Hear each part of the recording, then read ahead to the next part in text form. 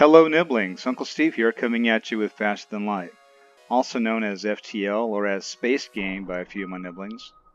We're going to start a Let's Play today. Here in episode 0 we will be going through the tutorial right here, since Dad can do a much better job of explaining how to play the game better than I can. So without further ado, let's get started. Welcome to FTL. You are the captain of a Federation starship on a very important mission. The Federation is currently being torn apart by vicious rebels. Your ship is carrying data vital to the defense of the Federation. You will be traveling through dangerous sectors of the galaxy with the rebel fleet in hot pursuit. Make it to the exit beacon of each sector before the rebels can catch you. Alright, so your ship, the Kestrel, is the focus of the typical game view. The circular icons at the bottom of the screen are your ship's primary systems, as you can see here. Ships use power from the reactor. This is the reactor here. These are your ship's subsystems. Now, unlike primary systems, they do not require power from the reactor. So you can hover your mouse over any system icon to get more information about the system. And each subsequent, or each system's corresponding room will light up. So if I click on, or if I hover over shields, here you can see the shield icon turn yellow. See that? And there's the engine room, there's med bay, and the oxygen supply room. The hull meter, the shield level, and current resources are in the top left. If your hull meter is reduced to 0, your ship will explode. So here's your hull meter.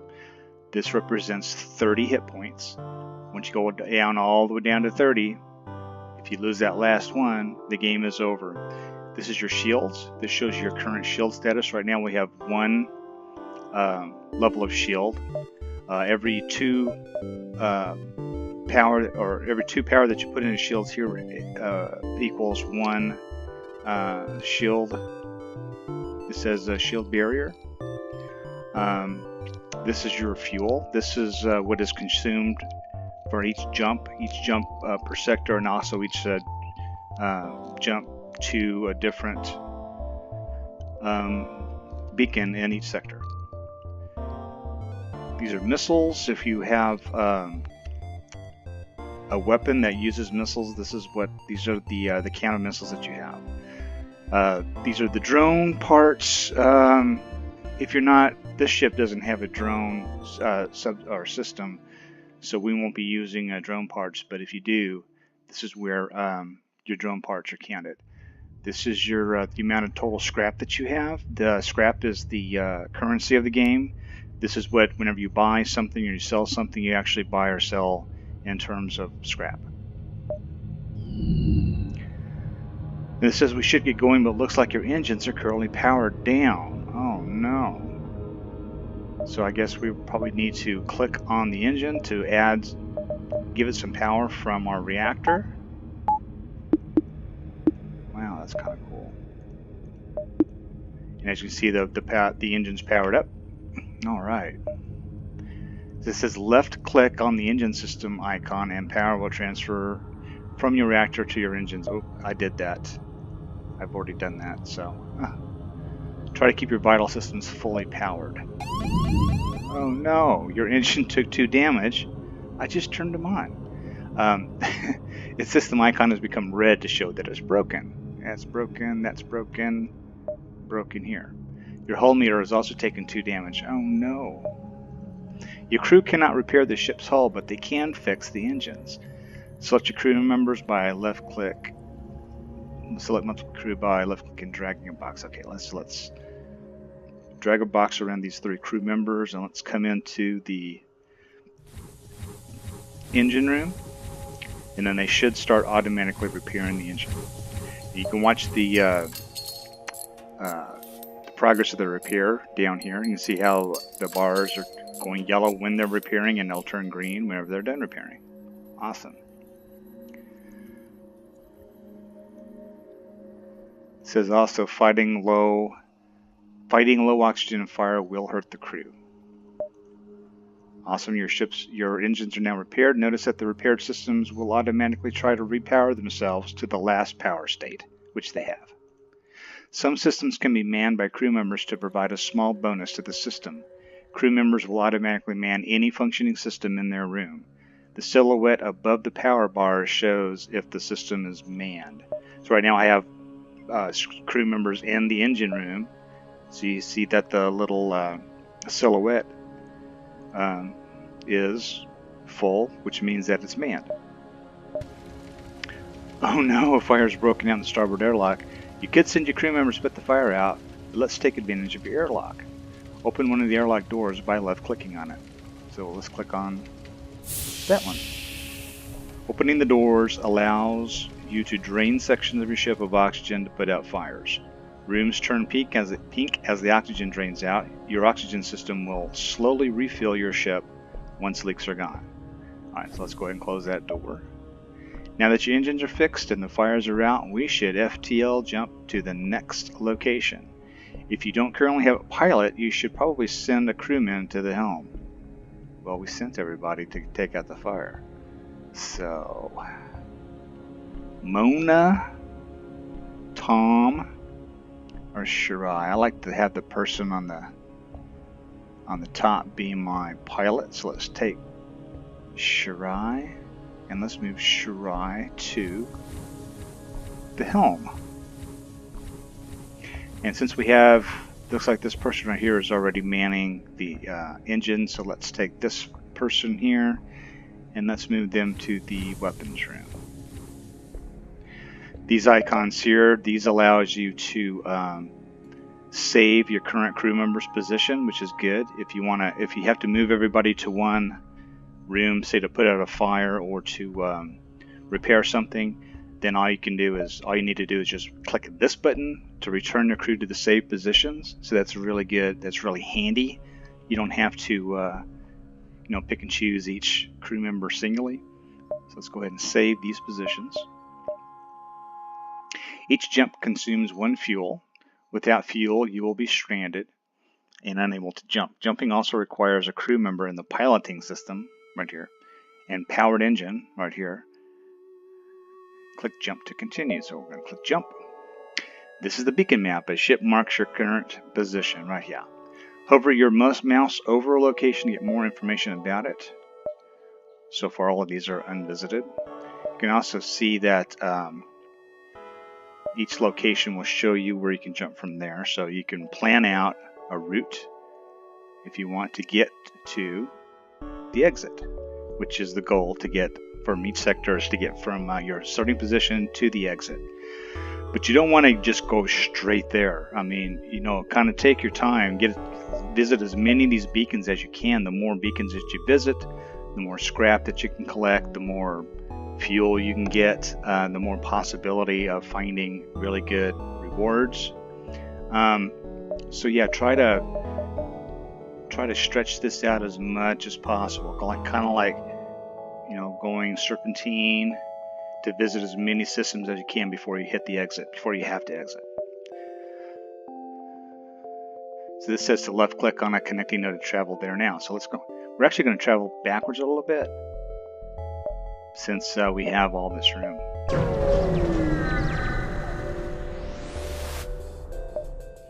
Alright, every new location will have an event like this.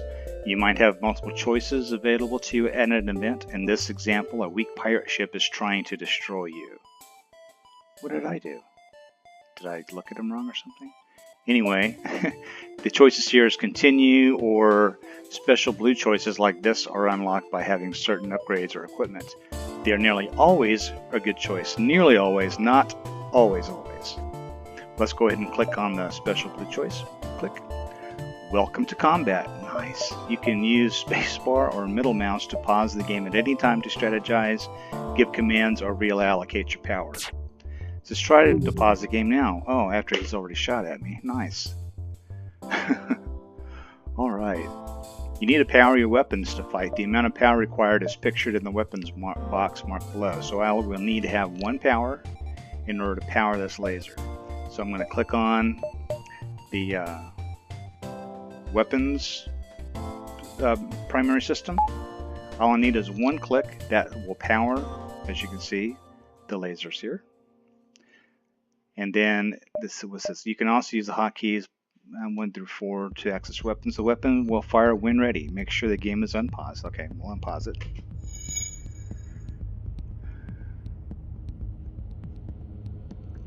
I'm pretty sure I have to target something, don't I? Or do I not? Let's target their shields. Hello, target their shields. Boom. Let's target their shields again.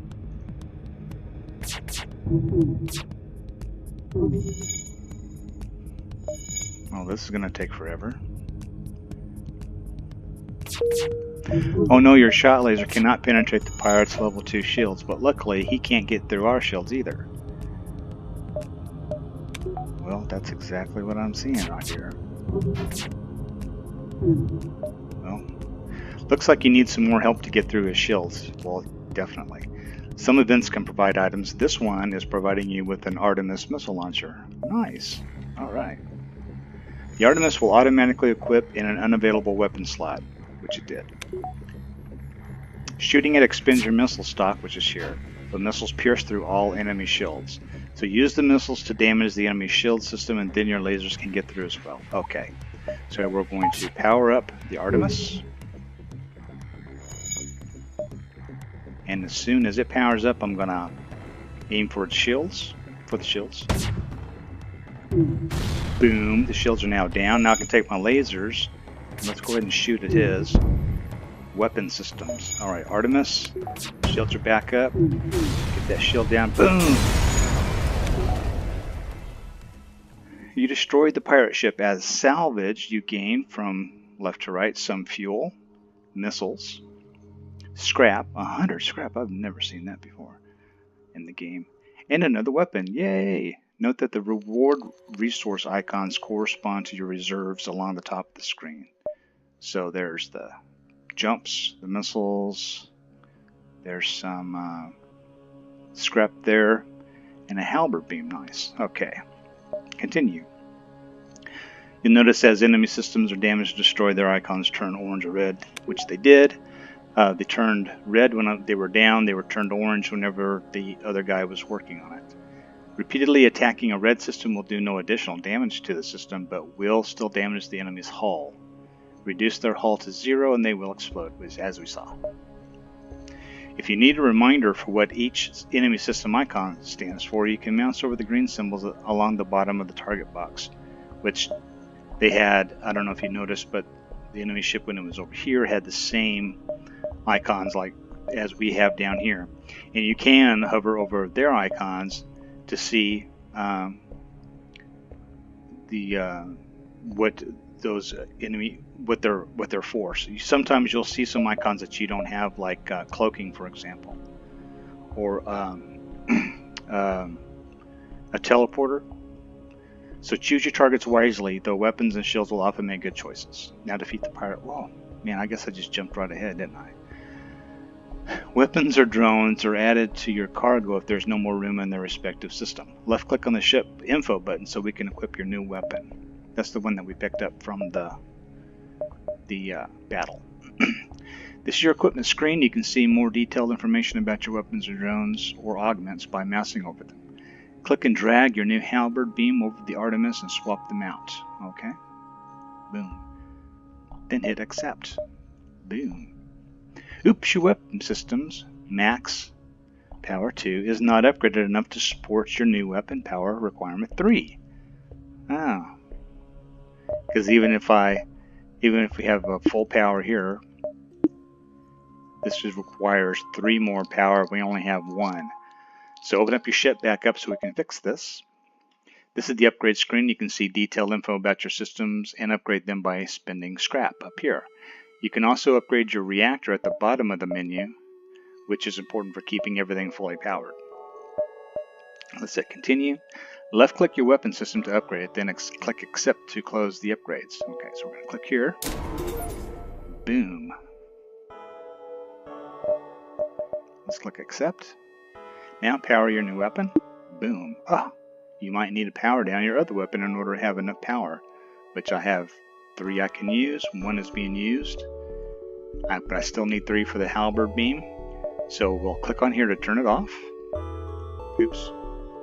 Now we have 3 available for the halberd beam. Yay! Final tip, you can rearrange your weapons in the weapon system toolbar by dragging and clicking. If your weapon system is damaged, this is the order, or this order determines the order that they are depowered from right to left. So your most important one that you want to ensure that stays powered all the time will be here on the right, and then the least important weapon will be on the left. So if you want to make sure your halberd stays up all the time, go ahead and depower this. Now if I want to use both of these weapons, I'm going to have 4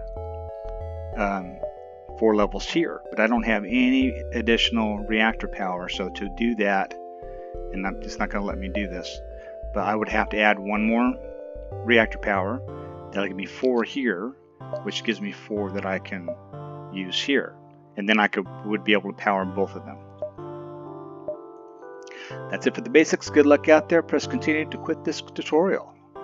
Awesome. So in the next episode, we will start the game. Episode 1, brand new game, brand new journey through Faster Than Light. All right. I'll see you next time. Bye.